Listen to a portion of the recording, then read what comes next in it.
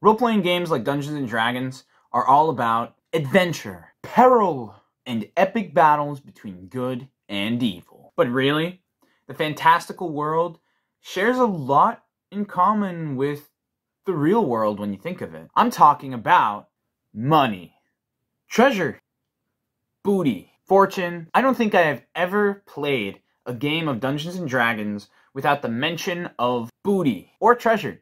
Adventuring is a dangerous profession. With great risk comes great reward.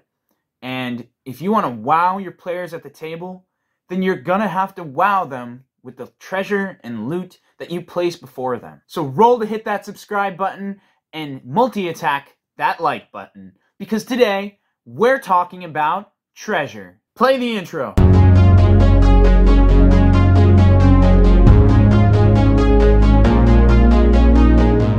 There are only 3 types of treasures that we're going to talk about. 1, you're probably going to forget about.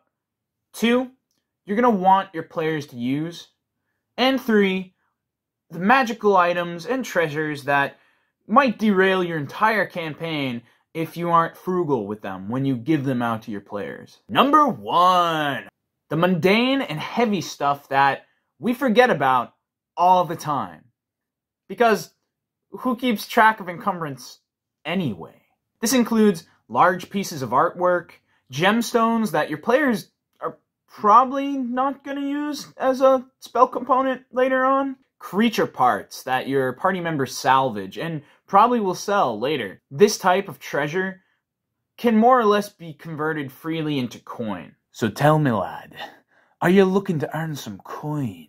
The amount of gold and silver coins that I've shelled out to my players is absolutely ridiculous. And when you consider that it's around 50 coins per pound, then a lot of times when I'm giving out hordes of 40,000 like copper pieces in a bandit hideout, it makes like no sense for my players to actually be able to take it out of that layer feasibly. That is, of course, if you don't have a bag of holding. But even with a bag of holding, having to bookkeep on every single coin can be taxing and kind of ridiculous. Get it? Taxing?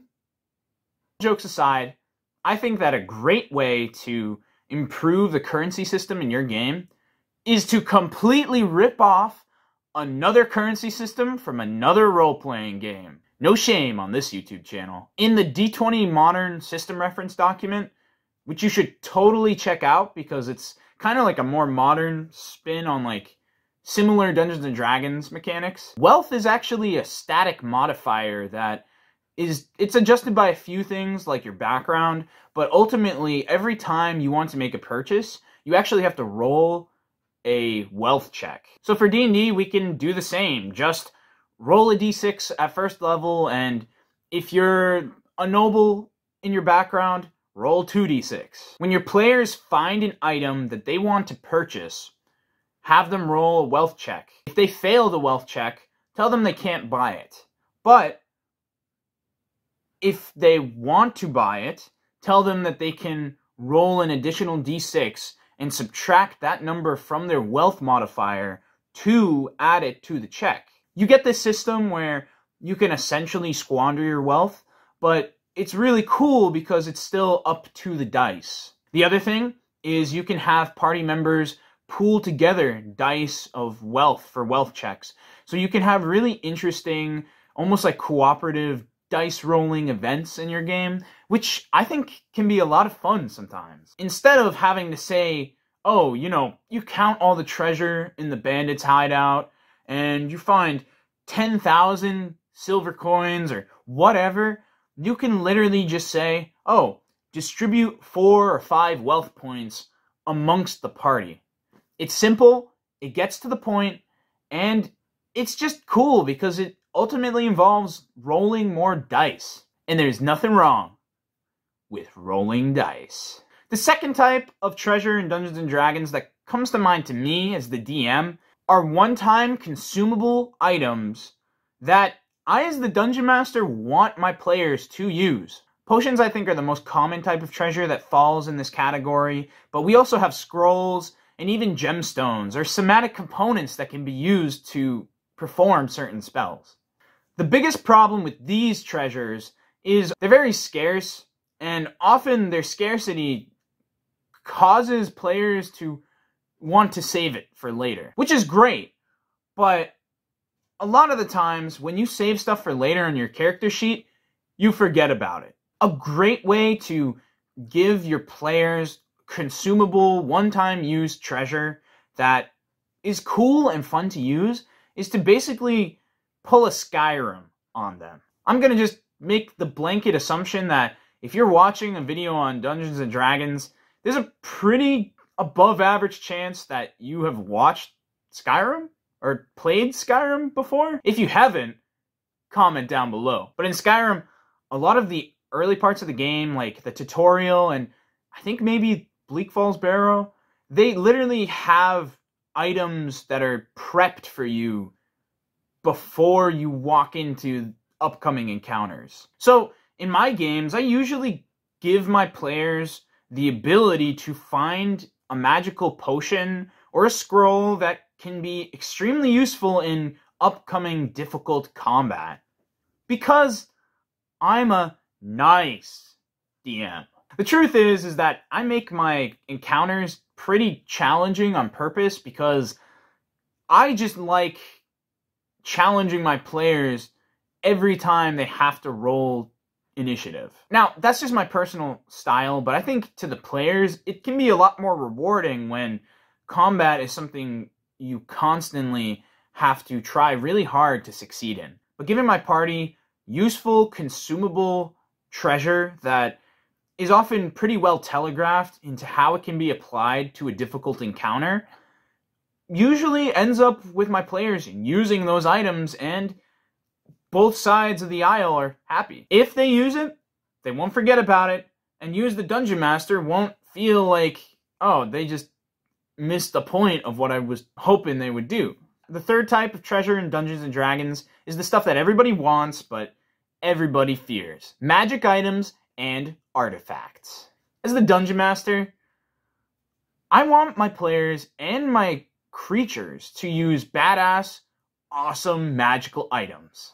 But I really don't want my game to go nuclear, because if it does, then it makes it really swingy when I try to challenge my players. Now, 5th edition actually tried to address this by limiting the amount of items that you can attune to, but 3 magical items at a time that you attune to is not a fix. Not every magical item in 5th edition is something that you attune to, like a shield. If you had a magic shield, chances are you probably don't attune to it. And another problem with 5th edition Dungeons & Dragons is there's a lot of monsters that have immunity and resistance to non-magical sources kind of built into the challenge rating. Now that works great at first, but by a certain level, there's kind of this expectation that all your players will have magical items or magical abilities. So that Lich was a challenge rating 21? Well, your party just killed it in a single round of combat. The best solution I have is, honestly, to fight fire with fire. If your players are sporting 3 attuned magic items, don't be afraid to give creatures the same thing. It makes sense for a Lich or a Dragon to have like 3 attuned magical items that they can use for their own specific advantages in combat. You should be strategic about what you give your players, obviously. Don't give your players something that, when combined with their already existing magical items, is going to give them like a plus 15 to hit. But if you're really afraid of making your game go nuclear by making a massive influx of magical items, then maybe you should consider cursed items. A demon that is immune to poison will get a lot more use out of a ring of fireball that also creates a massive noxious cloud around the user who equips the ring. If I may be frank, and I'm Joseph, I'm actually a huge fan of using cursed items more than actually useful magical items. Again, I'm a nice DM. Now, putting more cursed items in your games than actual useful magical items might be taking it a bit far, but the point is that you can and you should ultimately design encounters and situations around the creatures that you're putting there to begin with. The way you design encounters and play your enemies should be one that takes advantage of certain magical items or consumables or just treasure that your enemy can use. With the exception of dragons, most creatures and monsters have a purpose for hoards of treasure. They just don't actually keep them lying around. Again, unless you're a dragon, don't be afraid to let your monsters use magical items, drink potions, use scrolls, even wands. And don't be afraid to make the magical effects one-sided when certain creatures with certain immunities use items that are cursed or sentient and difficult to control to their advantage. Consequences don't have to be game breakers, and they shouldn't. Going out of your way to prevent your players from using something is not fun. But a player who is able to make themselves immune to poison, either magically or via the use of some other ridiculous magical item, that's pretty fun. And when you think of it, that's really just paying a trade-off for using a powerful magical item.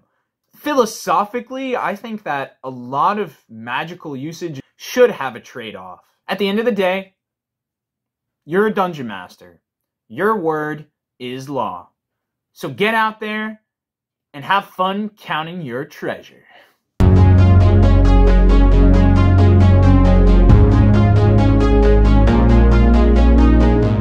Hey everyone, Elephant Dice here. Please subscribe to my YouTube channel. More content coming soon. Thanks. Bye.